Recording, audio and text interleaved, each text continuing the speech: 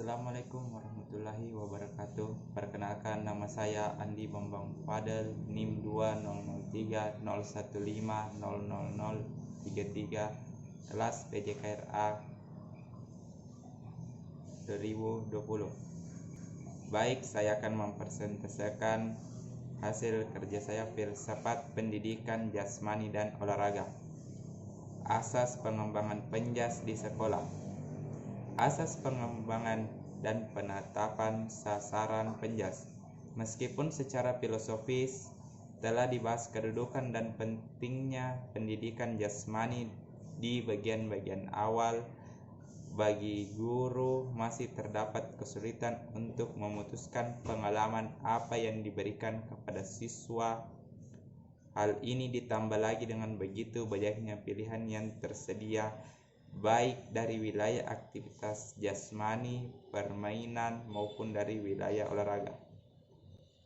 Dasar-dasar pengembangan kurikulum. Kurikulum pendidikan jasmani haruslah berorientasi kepada anak dan tingkat perkembangan.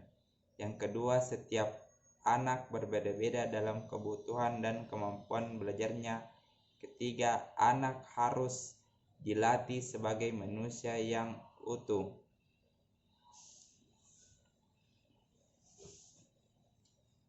Untuk dorongan anak, yaitu dorongan dasar, suatu keinginan untuk melakukan dan menghasilkan sesuatu. Semua anak memiliki perasaan seperti ini yang memungkinkan besar merupakan sifat keturunan atau pengaruh lingkungan. Dorongan dasar ini dikaitkan dengan pengaruh masyarakat, guru, orang tua, dan teman-teman sendiri. Biasanya dorongan ini akan berpola sama dengan setiap anak dan tidak dipengaruhi oleh kematangan dorongan tersebut. Niscaya mengarahkan pengembangan kurikulum pendidikan jasmani dan untuk menciptakan program yang sesuai dengan sifat-sifat anak. Model orientasi kurikulum dalam pendidikan jasmani. Persoalan konflik antara makna pendidikan jasmani dan pendidikan olahraga perlu diselesaikan.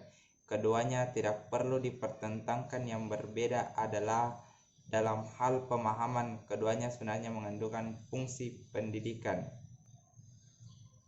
Fungsinya yaitu pendidikan gerak, pendidikan olahraga, pendidikan petualangan, pendidikan perkembangan, pendidikan kebugaran, pendidikan disiplin keilmuan olahraga.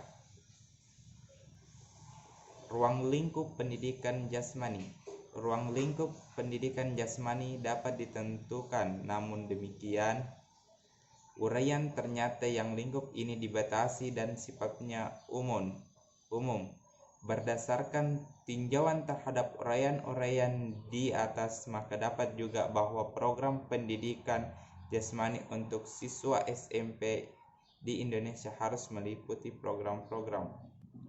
Adapun skemanya itu kemampuan pengelolaan tubuh. 1. Kesadaran ruang, kualitas gerak, kesadaran tubuh. Dan keterampilan dasar. Yang pertama, keterampilan lokomotor, kedua keterampilan manipulatif, ketiga keterampilan non lokomotor. Keterampilan khusus yang terspesialisasi.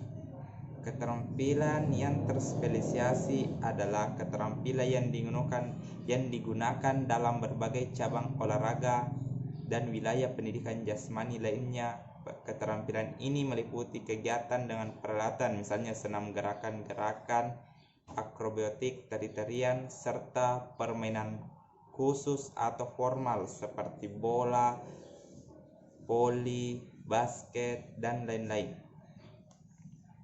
Arah pengembangan pembelajaran pendidikan jasmani. Setelah mengetahui ruang lingkup pendidikan jasmani, selanjutnya guru harus mampu melihat dan menetapkan arah serta sasaran yang akan dikembangkan. Pedoman umum tentang arah dan sasaran ini diuraikan secara garis besar dalam bentuk 5 tujuan perubahan yang harus terjadi pada anak didik. Murid menjadi anak yang sadar akan potensi geraknya. Pembelajaran dalam pendidikan jasmani harus mampu membangkitkan minat anak untuk menggali potensinya dalam hal gerak. Karena itu, anak harus diberi dorongan terus-menerus untuk menjelajahi kemampuan-kemampuannya, serta tugas ini tidak mudah dan hasilnya tidak akan segera di pertemuan ke pertemuan. Mungkin guru hanya akan melihat kemampuan yang lambat atau tersendat-sendat serta sedang berjalan di tempat. Murid menjadi orang yang serba bisa dalam gerak. Guru penjas harus mampu melihat keterampilan dasar serta pola gerak olahraga atau suatu permainan, keterampilan dasar serta gerak. Sekian, terima kasih. Apabila ada kesalahan dan kekurangannya, terima kasih.